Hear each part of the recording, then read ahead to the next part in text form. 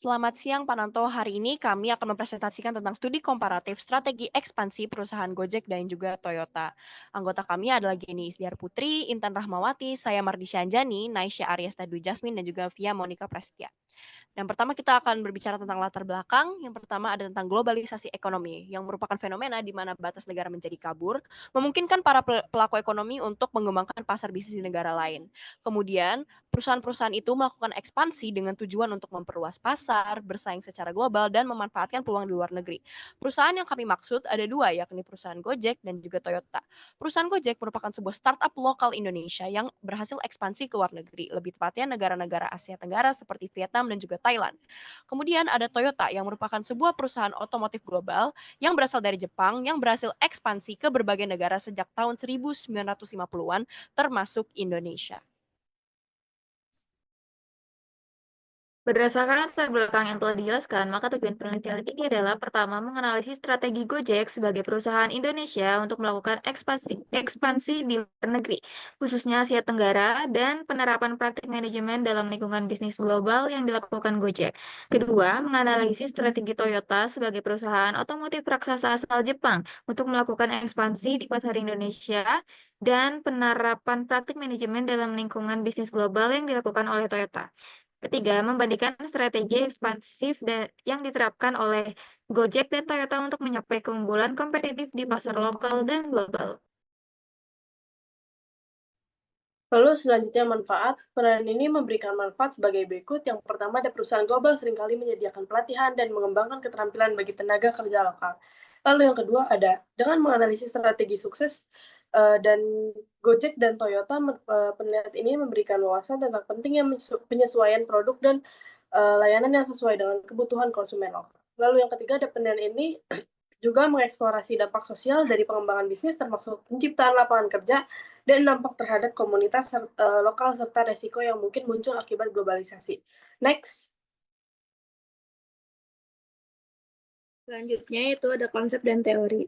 Konsep pertama, strategi dalam manajemen, model strategi, strategi linear, dan strategi adaptif. Strategi yang digunakan oleh pemimpin perusahaan di mana mereka merencanakan bagaimana cara mereka untuk menghadapi pesaing demi mencapai tujuan organisasinya. Yang kedua, sebuah strategi di mana manajer merencanakan bagaimana untuk menghadapi perubahan atas keinginan konsumen atau pasar. Next. Yang kedua, konsep praktik manajemen dalam lingkungan global. Perspektif dan lingkungan bisnis global, polisentris. Polisentris merupakan pendekatan atau pandangan yang menghormati dan menghargai adanya banyak pusat kekuasaan atau nilai dalam sistem global. Pendekatan polisentris ini melibatkan pengakuan budaya dan praktik bisnis yang unik. Biasanya perusahaan mengadopsi strategi dan praktik bisnis sesuai dengan kebutuhan dan preferensi lokal di pasar internasional. Yang kedua, manajemen dalam lingkup lingkungan global kebutuhan modal. Yang pertama, joint venture. Joint venture merupakan kerjasama antara dua perusahaan atau lebih yang sumber kebutuhan modalnya berasal dari kontribusi finansial beberapa pihak terlibat untuk mendanai operasi bisnis bersama. Yang kedua, perusahaan anak luar negeri merupakan perusahaan yang didirikan oleh perusahaan multinasional di luar negara asal. Kemudian ada teori-teori yang kami gunakan. Yang pertama ada teori perusahaan Toyota. Kami menggunakan 3 teori, yaitu teori diferensiasi, kemudian teori diversifikasi produk, dan yang ketiga teori customer orientation. Untuk penjelasannya bisa dilihat di PPT. Next ada teori yang digunakan untuk perusahaan Gojek. Kami juga menggunakan teori diversifikasi produk, teori strategi inovasi, dan sama seperti Toyota, teori customer orientation.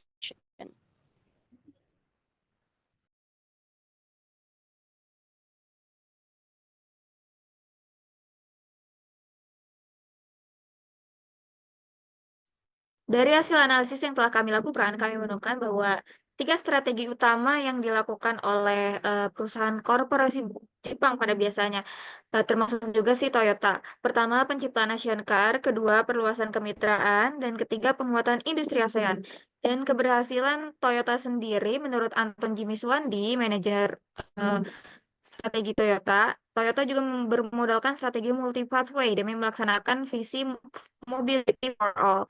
Kemudian dari pemaparan ini didapati bahwa Strategi yang diterapkan Toyota termasuk ke model strategi linear. Ini terlihat dari PT Toyota yang melakukan merger dengan perusahaan Indonesia. Next.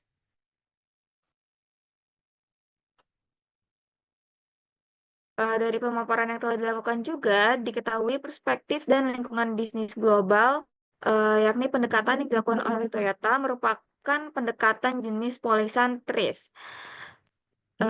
Kemudian terkait manajemen dalam lingkungan global, untuk jenis kebutuhan modalnya, Toyota mengadopsi kebutuhan model jenis joint venture, yang mana ini terlihat dari usaha patungan dengan PT Astra, yakni PT Mobilitas Digital Indonesia atau disingkat dengan MDI. Kedua anak perusahaan di luar negeri, yaitu dengan membuat manufaktur di negara tujuan yaitu Indonesia, yaitu PT Toyota Motor Manufacturing Indonesia. Next.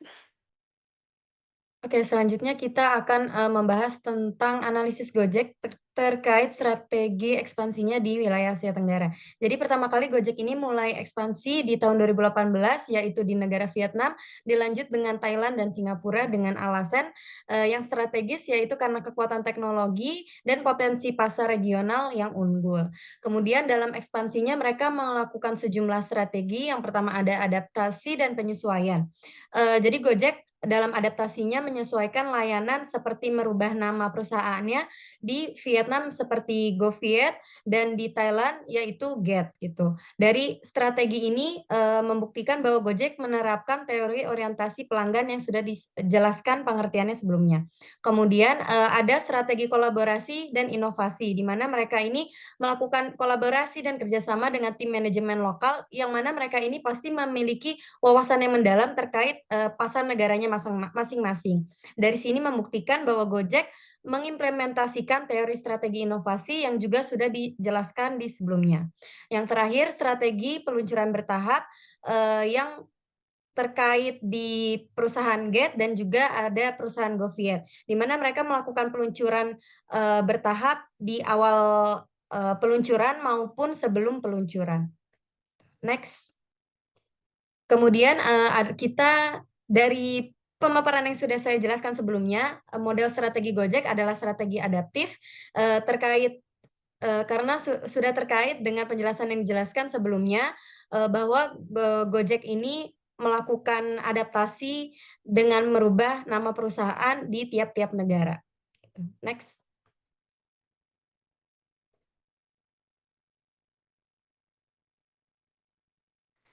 Selanjutnya yaitu ada perspektif global dan lingkungan bisnis global, yaitu polisentris yang dianut oleh perusahaan Gojek. Karena mereka menyesuaikan menyesuaikan nama perusahaannya dengan budaya lokal seperti tadi GoViet dan Get. Kemudian untuk manajemen dalam lingkungan globalnya ada kebutuhan modal dengan perusahaan anak luar negeri, yaitu mereka membangun perusahaan anak luar negeri seperti di Vietnam, Thailand, dan Singapura. Kemudian ada joint venture, mereka bekerja sama dengan beberapa mitra seperti Google Cloud untuk mendukung fase pertumbuhan di Asia Tenggara terkait pencarian informasi data pelanggan. Next. Dari kesimpulan ini, analisis ekspansi Toyota di Indonesia dan Gojek di Asia Tenggara menunjukkan pendekatan yang berbeda namun efektif dan menghadapi tantangan pasar global. Toyota telah mengadopsi strategi linear dan polisentris dalam ekspansi di Indonesia. Di sisi lain, Gojek menerapkan strategi adaptif yang berfokus pada penyesuaian layanan dengan kebutuhan pasar lokal di negara Asia Tenggara. Dari kedua perusahaan ini, meskipun beroperasi di sektor yang berbeda, menunjukkan pentingnya adaptasi dan kolaborasi dalam strategi ekspansi global. Toyota dengan pendekatan yang lebih terstruktur dan berorientasi pada kemitraan jangka panjang, sementara Gojek lebih fleksibel dan responsif. Secara keseluruhan, analisis ini menyoroti bahwa keberhasilan dalam ekspansi internasional tidak hanya bergantung pada kekuatan produk, tapi juga pada kemampuan perusahaan untuk beradaptasi dengan lingkungan bisnis yang beragam. Next.